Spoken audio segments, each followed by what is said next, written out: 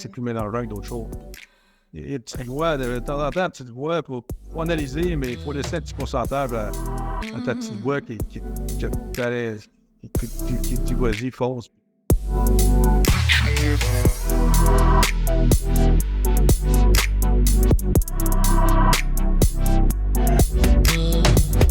Alors, bienvenue à Meilleur humain, meilleur monde, rencontre avec des entrepreneurs visionnaires du Québec. On a la chance d'avoir comme invité aujourd'hui M. Harold Savard. Bonjour Harold. Bonjour Tristan. Ça fait vraiment plaisir de t'avoir parmi nous aujourd'hui. C'est un autre invité du podcast qui nous a dit qu'il faut à tout prix qu'on te rencontre, que tu as ton parcours d'entrepreneur vraiment inspirant à ses yeux. C'est Louis Veilleux, pour ne pas le nommer, là, qui nous a mis en contact. Et puis qui a dit notamment super succès en acquisition, puis tout dans le domaine des portes et fenêtres. Fait que c'est comme ça qu'on se rencontre aujourd'hui. Également avec nous à l'écran, mon associé qui va être également mon co-animateur, Normand Chadwick. Et puis moi, c'est Tristan Laliberté. Normand et moi, on travaille dans la même entreprise, qui est un cabinet de services financiers qui desservons des clients comme toi, Harold. Et le nom de notre entreprise, c'est Diversico Finances Humaines. Alors, bienvenue tout le monde. Puis Harold, merci de nous donner de ton précieux temps. S'il y a une chose que les gens d'affaires n'ont pas, c'est du temps. Alors, on l'apprécie, on ne le prend pas pour acquis. C'est vraiment sympathique de ta part. Plaisir, Tristan. Bonjour Normand. Salut Harold. Alors, Harold, on va lire ta bio sans toute la lire, mais on va lire des petits extraits juste pour peut-être un peu positionner. Fait qu'Harold, tu es ingénieur de formation. Évidemment, on peut pas être parfait. T'as bien raison, Tristan. Comme un comptable. Exactement. Et puis, Harold, écoute, tu t'es joint au groupe Novatech en 1996 en tant que chef, ingénieur d'usine. Éventuellement, tu as gravi les échelons de l'entreprise pour en devenir le PDG en 2011. Ouais. Et à travers de ça, tu as participé au début d'un plan de relève, là, si on a bien saisi un peu là, en arrière de ce qu'on a trouvé. De M. Ouellette, qui était le fondateur de l'entreprise. Ouais. Alors, parle-nous un peu de Novatech, son histoire et juste pour nous positionner un peu votre marché, puis de où vous êtes parti, puis où vous êtes aujourd'hui de manière succincte. L'histoire de Novatech. Novatech a été fondée en 1982 par Raymond Ouellette. Okay? Au début de l'organisation, dans le fond, ce que M. Ouellette voulait faire, c'était des vitraux pour mettre dans les portes, les portes extérieures. La petite entreprise, il voulait se starter l'entreprise pour se faire un job à lui. Il avait eu la vision, lui, de mettre de la beauté dans les portes. C'était vraiment ça qu'il voulait faire, des vitraux pour mettre de la beauté dans les portes. Après ça, il a commencé à aller voir des clients. Il a dit, c'est bien beau, Raymond, mais ça en prend un petit peu plus. Donc là, après, il a ajouté des commodités. Vous avez des guillotines, vous connaissez tout ça un peu, des guillotines que tu vois dans des portes, du verre clair. Après ça, il a agrandi beaucoup la gamme de produits à fenêtre de porte. OK? Fait que là, on est en 2002. Moi, je suis arrivé depuis 1996. On avait un compétiteur qui s'appelait Masonite, qui avait un monopole au Canada, qui, lui, vendait la fenêtre de porte et le panneau de porte également. Fait que nous, on s'est dit, si on ne fait rien, c'est clair qu'on va disparaître. Fait qu'on a décidé de partir de zéro une usine qui allait fabriquer les panneaux d'acier. Fait que l'objectif, c'était vraiment dur de compétitionner Masonite, d'arriver avec une deuxième fournisseur chez nos clients. Puis il faut se mettre un peu dans le bain à l'époque. On connaissait juste la fenêtre de porte. On part de zéro une entreprise qui est dans l'acier, qui fait des panneaux d'acier. On essaie de compétitionner un géant de l'industrie. Fait que 2004, on a commencé à faire nos panneaux. Notre usine était au monde. Puis aujourd'hui, Masonite, on recule de 2004. Ça veut dire qu'aujourd'hui, ça fait une vingtaine d'années. Masonite est sorti du Canada, puis c'est nous autres qui a le marché canadien. Fait que ce que j'ai appris dans cette start-up-là, c'est qu'il ne faut jamais sous-estimer un compétiteur, même s'il est petit. Ils nous ont vraiment sous-estimé. Ils nous ont regardé aller, les gens pensaient qu'on allait tous se planter. Aujourd'hui, on fait près de 1 million de panneaux d'acier par année. On a une capacité énorme pour continuer.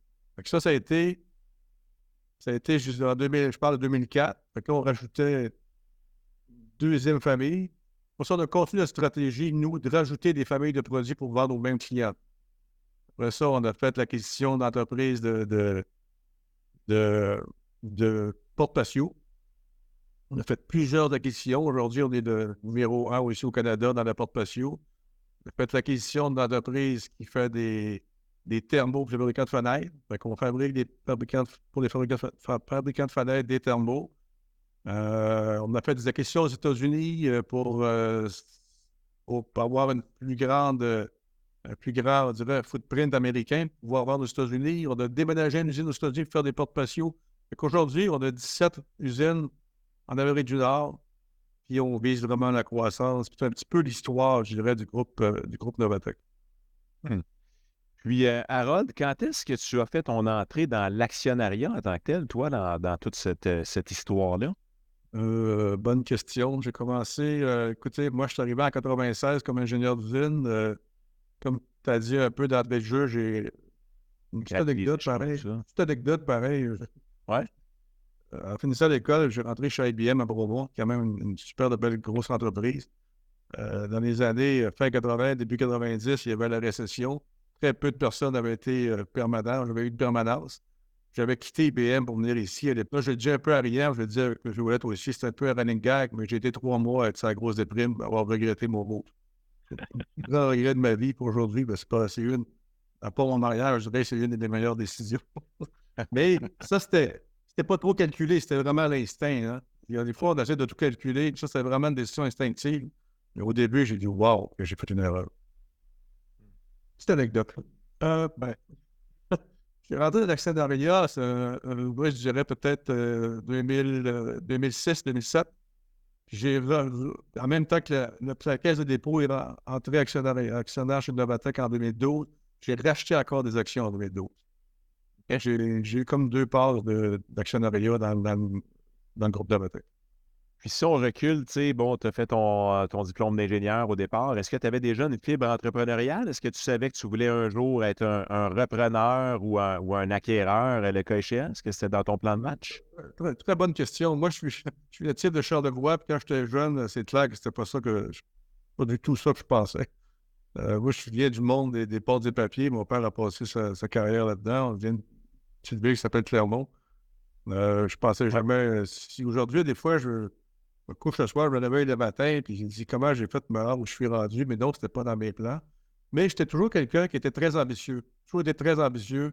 Et toujours, je regardais beaucoup de monde, je regardais les gens fonctionner, puis je disais, souvent, je me dis, moi, pour me donner un petit peu un kick, si lui est capable de faire, je ne suis pas plus fou que lui, moi aussi, je pense que je serais capable de faire, why not? Mais quand je suis arrivé ici, puis je voyais M. Ouellette fonctionner, puis on a eu un bon fit, puis les deux vraiment bons fit, c'était M. Ouellette puis moi, ça fait près de 30 ans aujourd'hui qu'on travaille ensemble.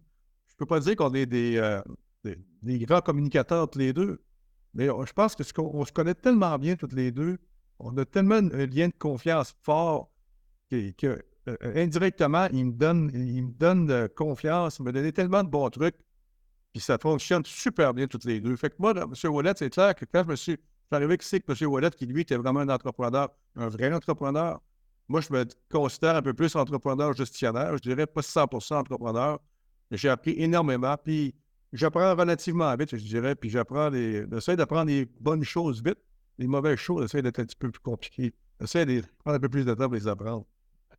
Pour répondre à ta question, non, c'était pas dans mes plans. C'était pas dans mes plans, mais je voulais être à la tête, par exemple. Ça, c'était clair et net. Je visualisais tout le temps. Je visualisais. Oui, je regardais, je visualisais, je me voyais là, puis... Mais si je te disais que je voyais être président de Novatec quand je suis arrivé en 96 ici, c'est clair que c'est non. Puis, est-ce que la partie, je reviens encore sur la question de l'actionnariat, parce qu'on sait que c'est extrêmement sensible, une entreprise familiale notamment. Est-ce que c'est toi qui as un peu demandé ça, ou est-ce que c'est M. Ouellette qui en a offert pour en même temps te retenir comme personne clé puis retenir les talents? Comment ça s'est passé un peu? Il a offert au début. Puis en 2012, en 2012, quand la caisse est rentrée, j'aurais pu sortir en même temps, cacher un peu. Mais c'est là que mon contrat entrepreneur a peut-être rentré. C'est au contraire, j'ai emprunté, puis là, j'ai racheté au même prix que j'ai pas eu de cadeau. J'ai payé le prix que ça, le prix que ça valait. Ça, j'en ai pris, je me suis endetté pour le faire. J'ai jamais, c'est vraiment pour le futur. Fait que c'est pas, mon contrat entrepreneurial est peut-être là qui est embarqué. Là. Prendre le relève de M. Ouellet aussi, ça prenait un peu de, comment dire, de courage parce que, écoute, Raymond Ouellet est le fondateur, c'est toujours lui qui était le président, il avait un charisme, il parlait de Raymond Ouellet, tout le monde. Et moi, le jour, quand il m'a nommé VP exécutif en 2008, c'est là que tout le monde qui s'apportait à lui se sont bien rapportés à moi. Il a fallu que j'aille un petit peu de doigté parce que j'aurais pu perdre bien du monde. Remplacer Raymond Ouellet, c'est pas si simple. Là. Je suis le premier président hors Raymond Ouellet dans l'histoire de Novatec. Il a posé tout qu'un geste pareil. À ce moment-là, ce qu'il a fait, il m'a donné son bureau, mais il a vraiment quitté le bureau, puis c'est bien un bureau à l'extérieur du groupe pour que vraiment je prenne ma place. Ça a été un geste très, très fort, très, très fort. Parce qu'on reste tous les deux sur le même étage, puis bon, les anciens retournent de voir, c'est pas simple non plus, hein. C'est pas simple prendre la relève de fondateur. Je dis pas que c'est... Et aujourd'hui, à la grosseur qu'on est rendu, c'est sûr que j'ai eu la chance aussi de prendre toutes les étapes. Mais c'est pas ça, en même temps, c'est plus facile que quelqu'un qui est parachuté du jour au lendemain d'une entreprise de 16 ou 18, c'est peut-être un peu plus complexe. Moi, j'ai eu la chance d'apprendre en même temps, d'apprendre les clients, les fournisseurs, les gens, le monde, le fonctionnement, la culture, puis de continuer la culture d'entreprise. Puis là, aujourd'hui, du moins, vas-y, Normand, en fait. J'allais dire, est-ce que tu considères ta relation avec M. Ouellet une relation père, fils, grand frère, petit frère? Parce que je comprends qu'il était un mentor exceptionnel pour toi, puis un mentor pour plusieurs personnes dans l'organisation, puis peut-être même dans votre industrie, mais comment tu qualifierais cette relation-là que tu as avec lui? C'est une relation qui est forte, hein? C'est sûr qu'on ne sera jamais père-fils, mais c'est une relation de confiance qui est très, très, très forte. Hein? C'est, comme je disais tantôt, mettons que je peux faire une acquisition, soit avec M. Ouellet, puis il connaît l'industrie, il connaît les choses, je donne mes idées, ce qu'on va, puis ils m'ont jamais rien refusé. M. Ouellet ne m'a jamais rien refusé. Le conseil de ne m'a jamais rien refusé. Les budgets ont toujours passé. Il va me donner des trucs, puis pas beaucoup non plus. Il va me laisser aller parce qu'on se connaît quand même assez bien tous les deux. Là. C'est sûr qu'on ne peut pas avoir deux têtes dirigeants d'entreprise, mais M. Ouellet va l'appeler, puis on va se parler 5 minutes avec quel item, puis ouais, telle affaire, ouais, très bien, t'as raison. OK, merci pour l'info. C'est... Qu'est-ce qui a défini cette chimie-là? Parce que dans plusieurs entreprises, on la rencontre pas, cette chimie-là, où ça peut être difficile entre les individus. C'est quoi? C'est une chimie qui s'est juste installée de façon naturelle ou il y a... C'est quoi la magie? C'est quoi la magie? C'est une bonne question, mais il n'y a pas de magie puis il n'y a pas de recette. Hein. Fit, ça marche ou ça ne marche pas. Hein. Des fois, tu as de la misère à fitter avec quelqu'un, tu ne sais pas pourquoi, puis c'est pas parce qu'il n'est pas intelligent puis il n'est pas bon. Là. Puis c'est pas parce que moi je suis meilleur que d'autres non plus. Là. Je pense pas que. Mais on a eu un bon fit toutes les deux. On est assez complémentaires. On a des choses qui sont pareilles aussi. On a des qualités qui sont. Mais on est un peu complémentaires. Fait que, on avait des choses différentes un peu. Mais on s'est toujours respecté. Raymond, à 100%, il connaît mes qualités. Il sait que je suis honnête. Je vais tout faire pour.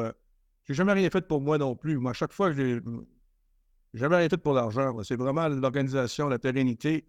Puis il voit bien aussi. C'est ça que, mettons, le jour que je suis président, puis je perds tout le monde, puis tout le bordel des poignets, puis je perds les clients. Maintenant, c'est le temps qui parle aussi. Le temps fait les choses. Hein. Pour avoir le titre que tu voudras, il faut que tu gagnes ta crédibilité envers les autres. Hein. C'est pas parce que tu nommes président qu'il sait que demain matin, tu vas faire la job. Là. Il espère que. Il espère. Écoute, je veux revenir en arrière un peu quand tu as parlé de Masonite, là, puis de la position de concurrence que vous avez pris contre eux. C'est qui a amené l'idée? C'est M. Ouellet, c'est toi? Parce que c'était vraiment de la manière, tu nous l'as décrit, c'est vraiment David contre Goliath, là. Et puis, ça a pris du courage, je veux dire, comment ça a été perçu, cette décision-là, puis qui l'a initié, puis comment les gens ont embarqué avec vous dans cette aventure-là? Les deux, le bureau, aujourd'hui, c'est son bureau, on était sa petite table ronde, on en a parlé toutes les deux. Moi, je connaissais un fournisseur que j'avais à l'époque, j'étais ingénieur chez IBM, on avait un fournisseur qui était à Granby. Je connaissais très, très bien un des ingénieurs qui était là, parce qu'on faisait des équipements pour IBM. Lui, il est parti à son compte, à Terrebonne, il avait une super de bonne relation avec. On s'est assis, on a pris le cadre. Puis dans le temps, on prenait les cadres à 2-3. Hein. Les cadres, c'était. Un cadre chez Novatec, c'était pas long dans le temps. Je vous jure, là, c'était pas long. On n'est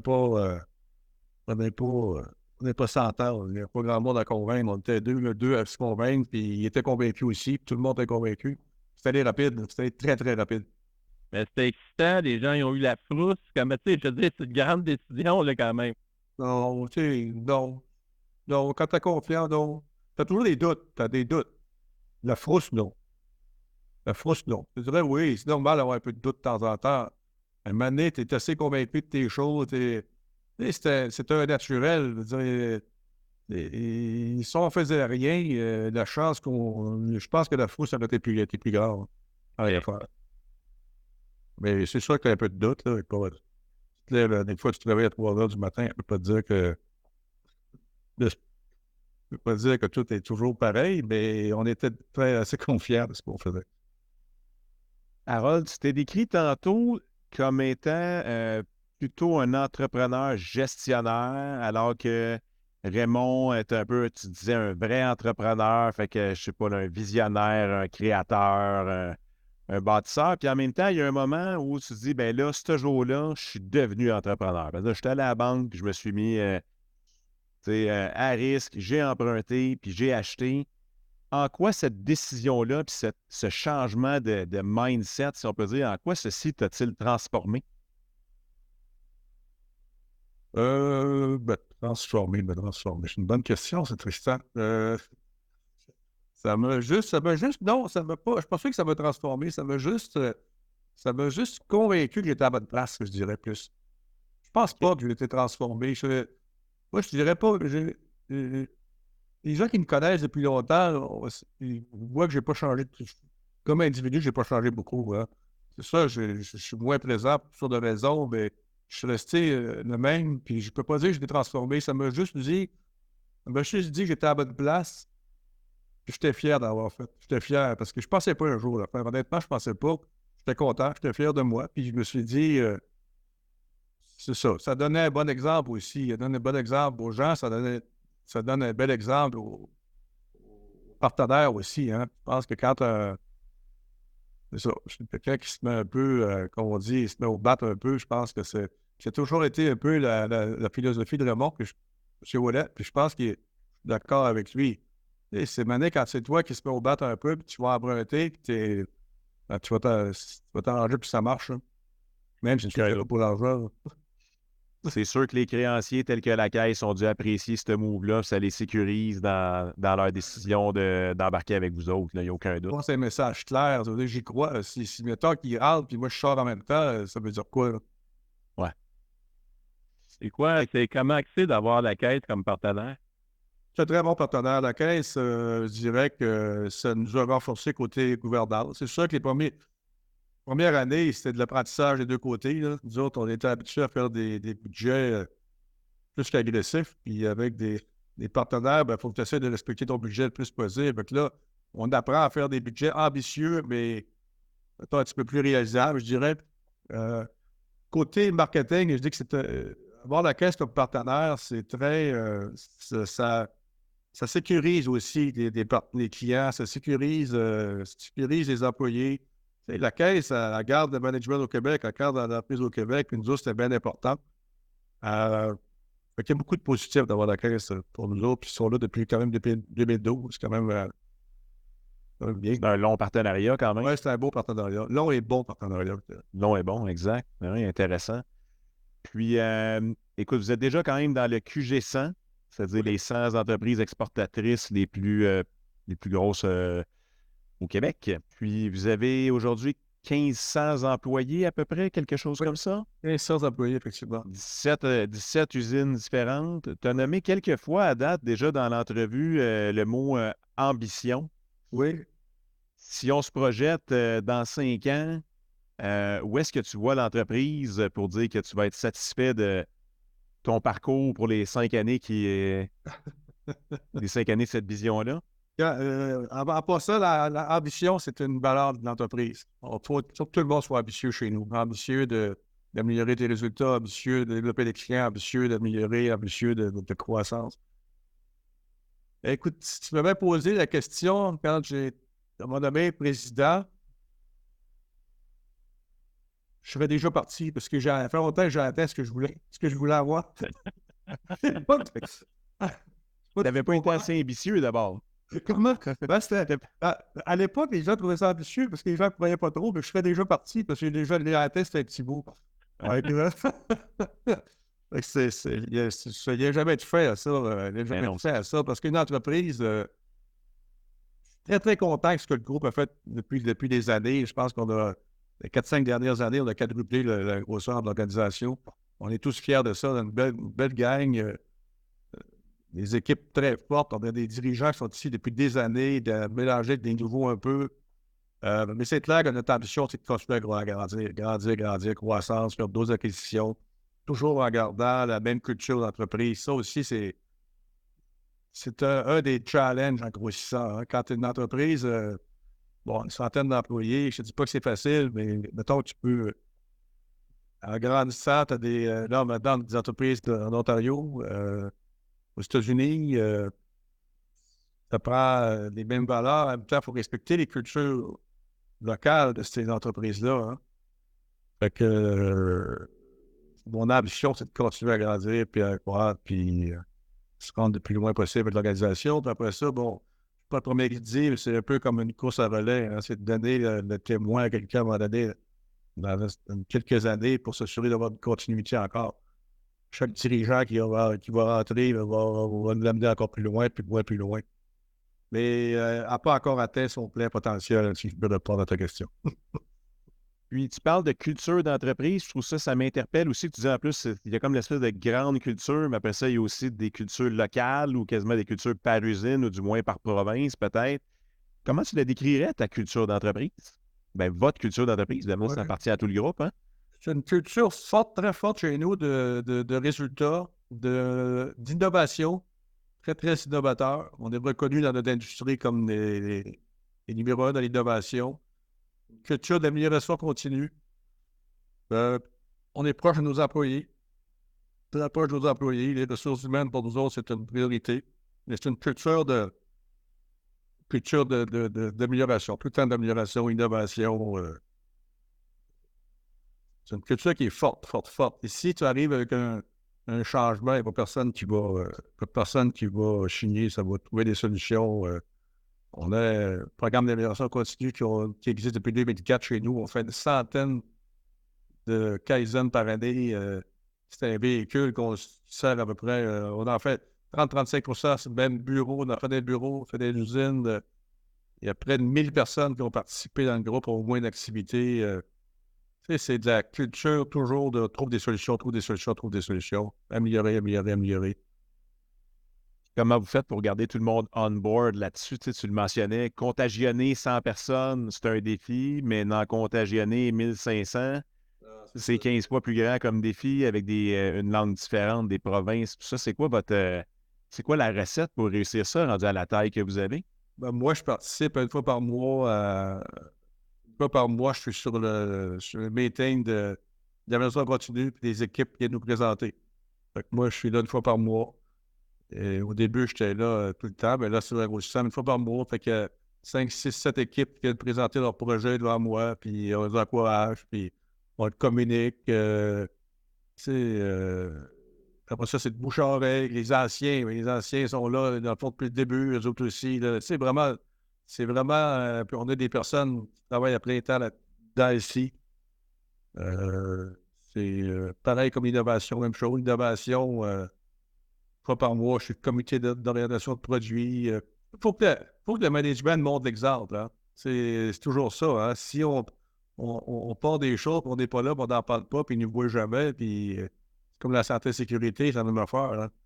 Il faut que les gens sentent que ça fait partie d'eux. Mais ça existe depuis tellement longtemps que il n'y a pas juste moi, tout le monde en parle. L'innovation, ça vous permet de rester dans votre position de leader dans le marché, Harold. Ouais. C'est sûr que tu l'as dit tout à l'heure, maintenant, c'est vous le leader canadien. Quand on veut continuer de croître et tout ça, nécessairement, c'est les marchés extérieurs qui nous permettent de faire ça. Il y a les États-Unis, il y a l'Europe, il y a le marché asiatique. Où vous vous situez sur la planète, puis qu'est-ce que vous aimeriez attaquer hors Québec, là? Ben, c'est sûr que le Canada, on est partout au Canada. L'Europe, on vend en Europe, on a vendu notre portion. On a une JV, on appelle ça JV avec les Français, une joint venture, une JV. On est pendant 12 ans. On a sorti en très bonne relation. On était avec un client qu'on continue, nous, à vendre en Europe. Mais tout notre développement aujourd'hui est en Amérique du Nord. Amérique du Nord, vraiment Amérique du Nord. États-Unis, on met la pédale à fond, je dirais. C'est vraiment Il y a eu beaucoup d'acquisitions dans votre parcours. Les leçons d'une bonne acquisition ou d'une moins bonne acquisition, il doit y avoir eu des apprentissages extraordinaires là, au nombre que vous avez fait. Des anecdotes à nous conter ou des apprentissages à nous partager là-dessus? Oui, nous, ce qu'on fait, il y a plusieurs façons de faire. Hein. Nous, quand on a fait l'acquisition, on essaie de. Bon, pas tout le temps, mais on essaie de. Quand le management est au capital assez fort, on va garder un pourcentage du bon management au capital avec nous autres. Ça, c'est une façon de fonctionner qu'on fait. Dépendamment à l'occasion, on va prendre un des dirigeants, on va le mettre sur l'exécutif du groupe. Ça aide aussi à comprendre un peu plus. On a avec le temps maintenant, on a vraiment nos systèmes à faire aux 100 premiers jours. Au début, c'était plus d'improvisation, je dirais. Mais là, c'est vraiment clair. Qu'est-ce qu'on fait? Il y a des choses qu'on va attendre un peu pour ne pas faire peur non plus. Parce que nous, des fois, c'est sûr, ça dépend comment ta philosophie. Nous autres, exemple, si c'est pas obligé de changer le nom de la compagnie qu'on acquiert le jour 1, on va attendre un peu que les gens aient confiance en nous. À moins que ce soit critique. Ça dépend d'eux. Mais si c'est pas critique, on ne le fera pas pour le fun de le faire. Si l'entreprise qu'on acquiert a une plus grande notoriété où elle est, on va garder son nom encore quelques années. On va gagner nos galons aussi avec les gens qui sont là. On va essayer qu'ils apprennent à nous connaître aussi, qu'ils aient confiance en nous. Mais il y a vraiment des systèmes qu'on va faire rapidement. Puis ça, c'est vraiment clair maintenant. Il n'y a pas beaucoup d'improvisation, honnêtement. Donc, un processus très bien établi. Oui. Très bien. Encore là, dépendamment de la place, des fois, les systèmes vont changer un peu. On a fait l'acquisition d'entreprises de portfolio compétiteurs au Québec. C'est la première fois qu'on le faisait de même qu'il fallait le faire. On a complètement 100% enlevé le produit à eux. On a vraiment scindé les nôtres pour doubler notre capacité. Il y avait des produits similaires. Fait que ça, c'était un peu plus difficile, ça. Ça, on n'avait pas le choix de le faire. Sinon, tu arrives dans un autre marché, mais là, c'est le contraire. Tous les produits qu'ils ont sont complémentaires ou un autre. Et on va s'adapter au marché aussi de l'acquisition. Mais en même temps, vous le savez tous, hein, l'acquisition, c'est beaucoup plus facile au début qu'à la fin. Un coup, tu as signé, c'est là que le travail commence. Hein. Oui. Et bon, et puis encore là, tu parlais de culture, c'est un autre groupe qui arrive qu'il faut t'agiganner pour utiliser le même terme que tantôt. Tout le monde a peur quand on arrive, hein, parce que tout le monde a une crainte. Il va se passer quoi? Vas-tu perdre ma job? Vas-tu faire ci? C'est sûr que les gens ont des craintes. Une entreprise, la question aux États-Unis est peut-être un petit peu plus... quand tu fais l'acquisition d'une entreprise qui est familiale, ça aussi, c'est différent versus tu l'achètes, mettons, d'un fonds. Exemple. Alors, dans l'entreprise familiale aux États-Unis qu'on a acheté, qui est de deuxième génération, qui a été fondée par le père, l'intégration, des fois, peut être un petit peu plus difficile. Il y a un peu plus d'émotion, je dirais. Là, tu veux, exemple, des fois, tu peux dire, je sais pas, mais on a 2 usines aux États-Unis, il y en a une qui a assez de capacité pour prendre l'autre, mais là, ça fait 45 ans que le père a créé l'usine, mettons qu'on voudrait fermer, ça arrache les dents dans ce temps-là, c'est pas facile, là. Oui. Et que là, des fois, tu prends des décisions, tu dis, OK, on va respecter telle affaire pour telle chose. On n'est pas dans ma tête, on n'est pas des investisseurs, on n'est pas un fonds qui veut absolument caché après 3 ans. Tu sais, c'est du long terme. Le matin, j'ai toujours dit, c'est du long terme. Nos décisions sont à long terme. Nous, on garde pour le vraiment long terme. On n'est pas une entreprise au trimestre. Là. Ça nous fait prendre des décisions des fois différentes un peu, je dirais, tout en améliorant nos résultats. Il ne faut pas non plus traîner une roche si ce n'était pas des heures de traîner.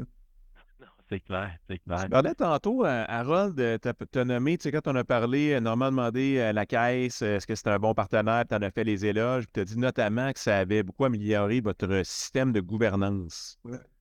Parle-nous donc un peu de qu'est-ce qui est requis comme système de gouvernance vraiment pour avoir un partenaire de cette qualité-là. Puis quand on commence à voir la grosseur que vous avez, en quoi ça change la gouvernance? Ben, ça prend premièrement un conseil d'administration qu'on n'avait pas à l'époque. À l'époque, on avait plus un conseil consultatif qu'on appelle, est totalement différent. Ce qui veut dire qu'aujourd'hui, on a 3 externes sur le conseil, puis M. Ouellet, puis moi.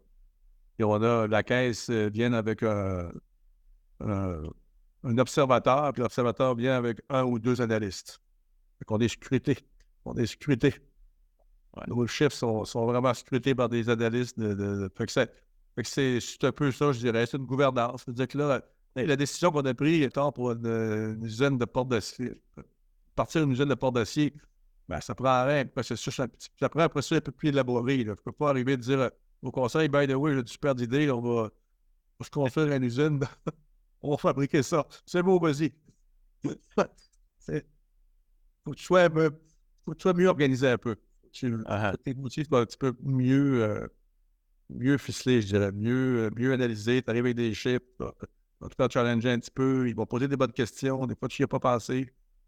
Tu t'assures de, puis un coup que c'est passé ça, ben, c'est parti, ça va. Tu as effleuré un petit peu de rien tantôt, le sujet de la... Ben, en fait, tu as clairement nommé la pérennité de l'entreprise comme étant quelque chose d'important, puis en même temps, tu as un peu effleuré le sujet de dire, il faut toi, tu commences à penser à ton successeur ou comment on prévoit ça, la succession, succession des affaires? On parle ici, pas la succession comme d'en mourir, mais la succession des affaires dans une grande entreprise comme ça. Je peux te dire que c'est plus facile d'acheter un équipement que de travailler une succession. Mais on a quand même un bon plan de relève chez Novatec, qu'on a travaillé avec les années. Et c'était exemple, ça, c'était une gouvernance qui nous l'a obligé. Sans gouvernance, c'est pas sûr qu'on a... Ce qu'on a amélioré dans le temps, moi, je pense que c'est ça, c'est le RH. On a une vice-présidente RH qui recule bien des années, qui n'était pas nécessairement dans l'exécutif. Aujourd'hui, les RH sont dans l'exécutif, ce que je trouve extrêmement important. Chaque mois, on a des discussions. Puis c'est sûr que le board nous a obligés à avoir un plan de relève. Sans board, peut-être qu'on n'aurait pas non plus, parce que c'est rare que tu regardes ça dans un état financier. Hein? C'est pas... Fait que ça nous a obligés à le faire. Je dirais qu'on a quand même un bon plan de relève chez Novatec. Je ne dis pas que tout est parfait, je ne dis pas que c'est facile, mais on a un bon plan de relève. Puis quand tu parles du plan de relève, Harold, est-ce que tu parles autant de toi que de M. Ouellet, qui est encore impliqué? Là? Puis on jouait même au registre des entreprises. La famille a toujours certaines actions là, à travers des fiducies, des choses comme ça, mais... Ouais. Il n'y a pas de plan de relève, M. Ouellet, parce qu'il n'est pas impliqué dans les opérations, mais il y a un plan de relève pour l'exécutif, certaines personnes clés, la direction, l'exécutif, mais pas M. Ouellet, non. Je comprends. Il ne veut pas être ma relève, il veut pas être ma relève non plus. Fait que... Non, j'imagine. Quel âge a-t-il aujourd'hui, M. Ouellet? Il va avoir 80 l'été 2000. OK, quand même. Wow. Parfait. Top shape en plus. Puis ça se planifie sur combien de temps? Fait que tu mentionnes que le plan est quand même déjà enclenché grâce à la caisse a joué un rôle là-dedans, la gouvernance a joué un rôle là-dedans, là, de vous aider à tranquillement déjà y penser. Ça prend combien d'années à organiser tout ça? Ben, organiser le plan de relève, tu vois? Oui, exact, le plan de relève. On a commencé, le plan de relève, ça fait 3 ans, mais c'est en continu. J'ai jamais fini le plan de relève. Ben oui, c'est ça. Et relève, plan de relève, là, ça prend de relève, la relève. Ça n'a pas de fin, un plan de relève. Des fois, tu penses qu'il y en a un qui relève, et ça ne marche pas toujours comme on veut, hein, parce que des fois, tu as mis quelqu'un qui était comme relève, et pour toutes sortes de raisons, tu t'aperçois que, bon, c'est peut-être pas vrai, ou ça marche peut-être pas, ou il a quitté, ou... Mais le plan de relève, c'est en continu, c'est jamais fini. C'est pas statique. Quand tu parles avec d'autres entrepreneurs, Harold, parce que la plupart des gens avec qui on interviewe, qu'on sait dans les cercles dans lesquels on rencontre nos entrepreneurs, ben, eux-mêmes, ils ont leur propre cercle, j'allais dire secte, cercle, que ce soit au niveau de leur industrie ou au niveau, comme on parlait tantôt du QSA ou autre chose. Est-ce que vous comparez, est-ce que les gens, justement, viennent s'inspirer d'histoires à succès comme celle-là? Puis, est-ce que vraiment, à ce moment-là, tu vois la différence qu'un partenaire comme la Caisse est venu donner à Novatec par rapport à d'autres qui n'ont peut-être pas de partenaire comme la Caisse ou autres, qui je dirais, un peu les force à se remettre en question ou à imaginer des plans comme ça, que ce soit de la relève ou autre, là? Oui, ben dans les groupements, c'est clair que. Moi, j'ai toujours cru au groupement. Hein. À l'époque, j'étais dans le groupement des chefs, j'en ai fait plein. Aujourd'hui, j'en ai deux parce qu'à un moment donné, j'ai le temps qui manque aussi, mais le QGSA et le cercle des présidents. C'est sûr que tu rencontres des bras, tu rencontres des gens extraordinaires que tu rencontres probablement pas temps normal. Là.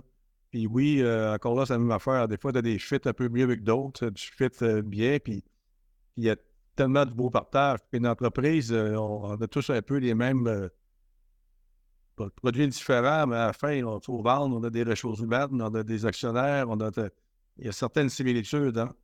Fait que oui, il y a du beau partage, du très, très beau partage. Puis moi, j'ai toujours cru, puis ça m'a extrêmement aidé, hein, parce que quand tu es à la tête d'entreprise, des fois, c'est vrai que tu peux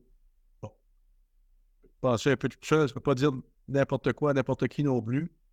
Quand tu as une bonne affinité et tu as des bons contacts d'autres PDG d'entreprise, ben, là, tu vas plus en profondeur, puis on partage des bons coups, des moins bons coups. Qu'est-ce que tu en penses? C'est sûr que c'est aidant. Mais à la fin, c'est ton corps à toi. C'est toi qui prends ton corps, il faut que tu vives avec ton corps. Là.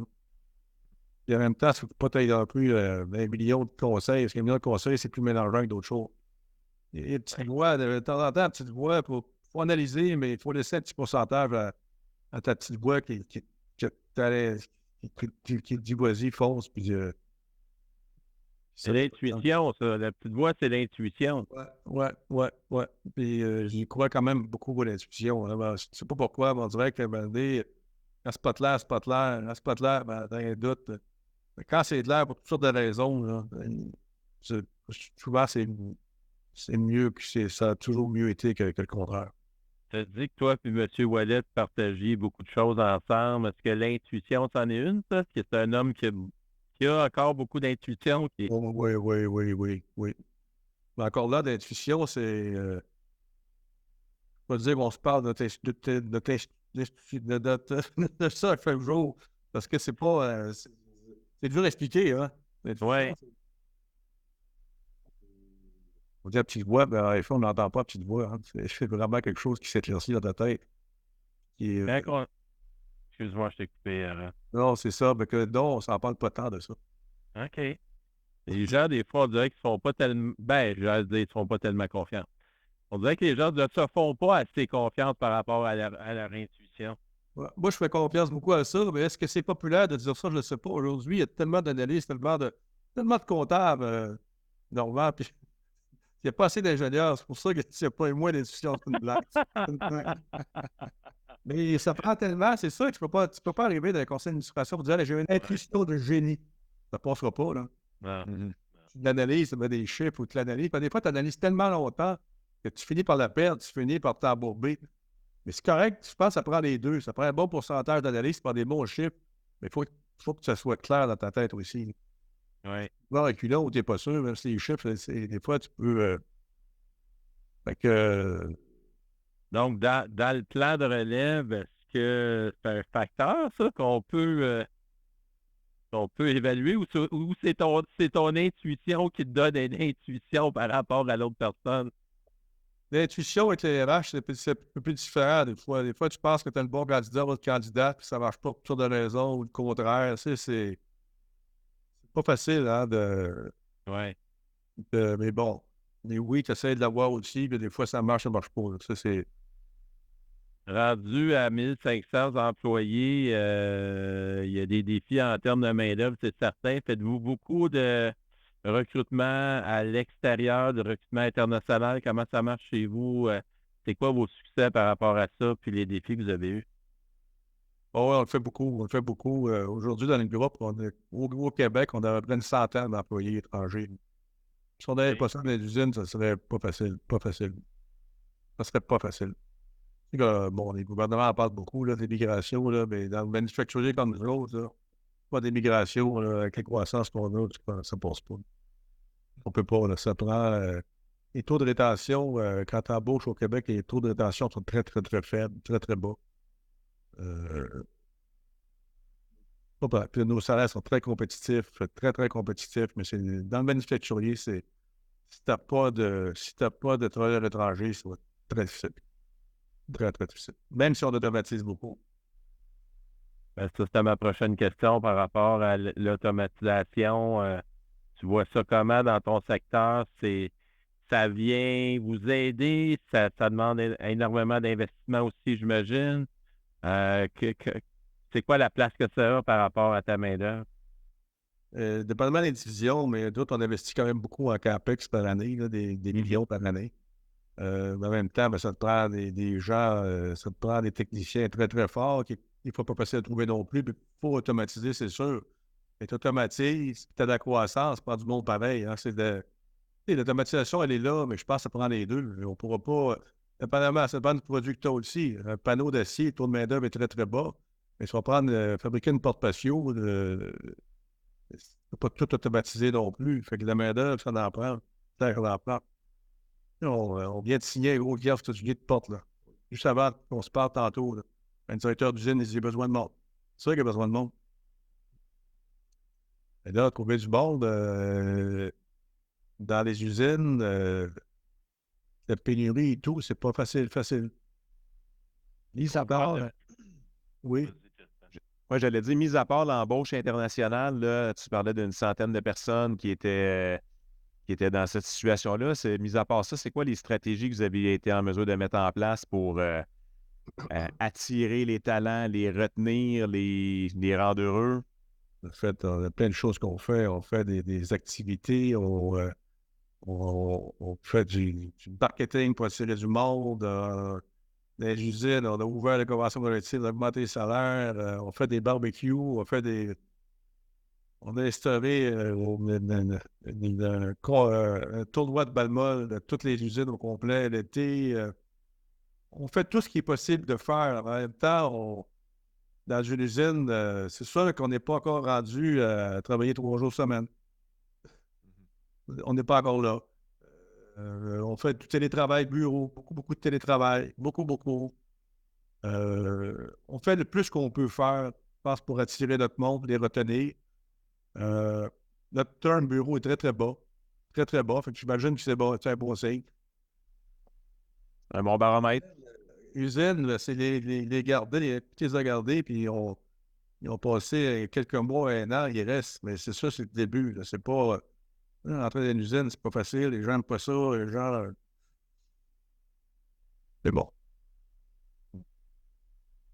La gang, c'est toi qui m'as déjà compté que pour loger ceux que vous recrutez à l'international, vous avez acheté des immeubles ou faire du transport organisé pour ces gens-là. Il me semble qu'il y avait des trucs spéciaux que vous avez fait chez vous. On fait du transport, on loue on loue beaucoup, on va les meubler, on va s'occuper d'eux. Non, l'équipe ARH travaille extrêmement fort pour les garder. Mais honnêtement, aujourd'hui, l'expérience est très, très bonne, très, très bonne. Ces gens-là sont heureux. Le taux de rétention est 100%. Absentéisme est presque zéro. Font d'overtime, sont heureux. Ils sont fait une équipe de balle aussi, ils viennent participer. Ce qui est drôle, hein, parce qu'ils viennent de l'étranger, ils ne sont pas habitués. Nous, on fait des barbecues l'été, puis pour remercier nos employés comme la majorité des entreprises font. À un moment donné, il y avait deux étrangers me posaient la question qu'est-ce que vous célébrez? Pourquoi vous faites ça? J'ai dit pour vous remercier. C'était tout, pour eux autres, c'était comme ils trouvaient ça comme Ils ne comprenaient pas pourquoi est-ce qu'on voulait. Ils pensaient qu'on célébrait une fête de quelconque. Ça n'était pas habitué à ça dans leur pays. Ils ont fait ça pour vous remercier. Ils étaient tous contents de. Puis ils viennent de quel pays après en partie? Majoritairement, beaucoup, Oui. Mexique et Tunisie. Mexique et Tunisie. Et pourquoi ces deux pays-là? Pourquoi? Parce qu'on a rencontré des bons consultants qui nous ont aidés à voir ça a parti comme ça. Les Tunisiens parlent français, puis ils vont rester à plein permanent. Les Mexicains, on avait déjà une bonne filière.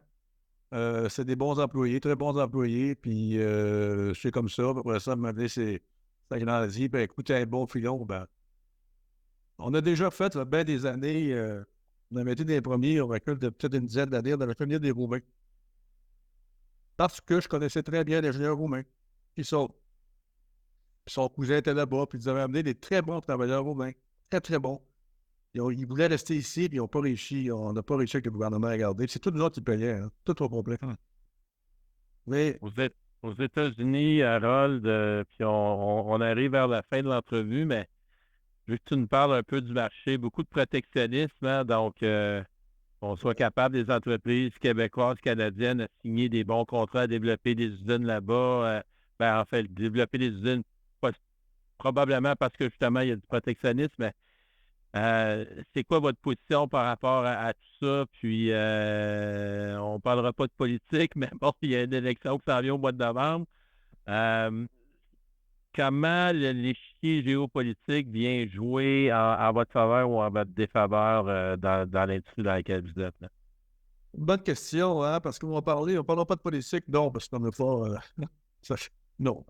Mais exemple, on a une usine, on a 3 usines aux États-Unis. OK? Fait qu'on a déjà un bon footprint américain. Déjà là, ça aide énormément. Une des usines aux États-Unis importe de la Chine.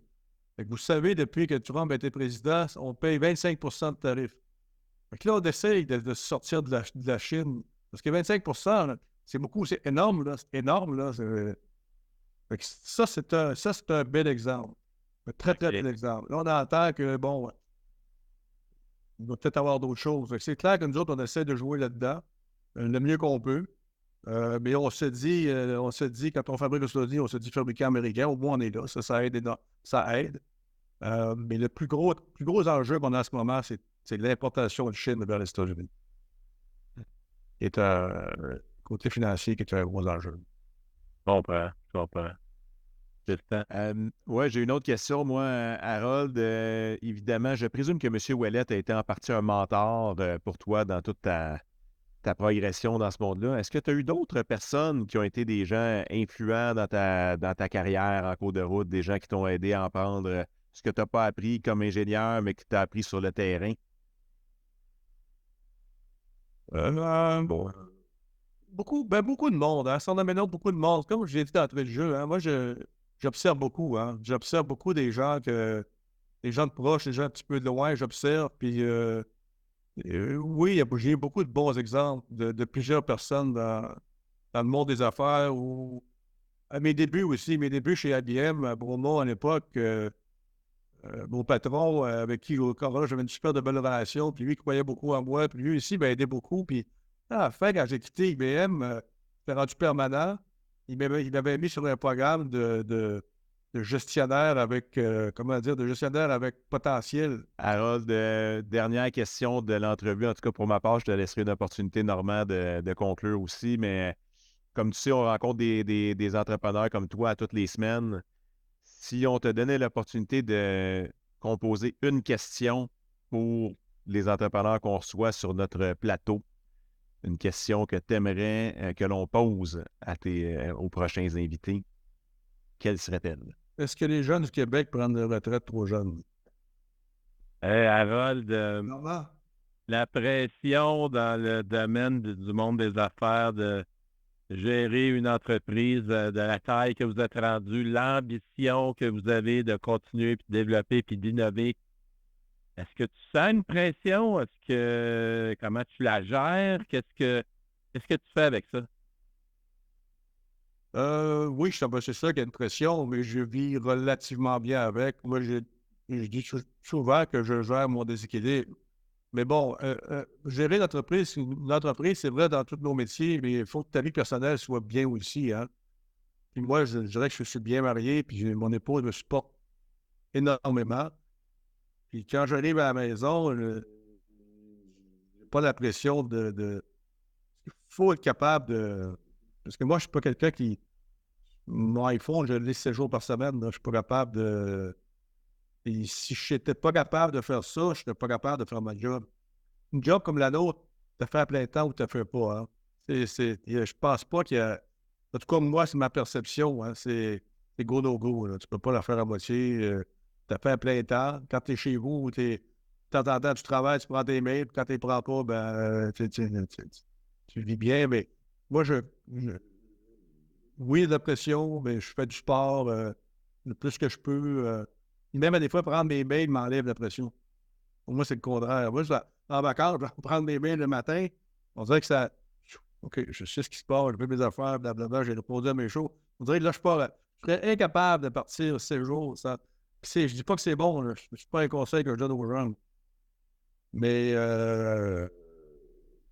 puis je suis capable de bien gérer la pression. Je dirais, mais oui, il y a de la pression. C'est sûr qu'il y a de la pression un peu. Là. Mais moi, j'en mets aussi de la pression, parce que ça me soulage. Je la partage. Je la partage. La meilleure façon de répartir la charge. C'est ça, c'est ça. Ouais. Excellent. Ben écoute, Harold, ça nous a fait vraiment plaisir de te recevoir aujourd'hui. Merci beaucoup encore une fois de ton temps. Je retiens je retiens la relation entre Raymond Ouellette et toi. Ça a vibré pour moi durant l'entrevue, cette belle histoire-là entre vous deux. Puis je retiens en parallèle la relation avec la caisse aussi, qui également, pour moi, ça a été deux choses que je vais retenir de cet entretien. Fait que visiblement, vous savez bien vous entourer chez... Succès, vous l'avez bien dit, hein, c'est pas un individu, hein, c'est vraiment une équipe entourée de gens forts, capables de... Puis de on a besoin de tout le monde pour réussir. Hein. Moi, quand je vais embaucher un VP, mettons, ça fait longtemps que je n'ai pas embauché, mais je vais dire, je ne veux pas être tout seul avec toi à la fin. Là. Si on est tout seul tous les deux, ça ne marche pas. Là. Ça, on est tous des caractères différents, des choses différentes, mais c'est vraiment une équipe. Et c'est vraiment une équipe. Hein. Si un maillon fait quelque chose qui ne va pas, si M. Ouellette puis moi, ça va marcher, je ne serais pas là, puis je ne serais plus là, puis il y a quelque chose qui aurait planté quelque part, c'est sûr. Puis on n'était pas obligé de s'entendre non plus, hein, c'était pas une obligation. Absolument pas. Ouais, c'était un fit qui a bien fait, on s'est bien entendu. Des fois, il y a eu des... On se connaît bien.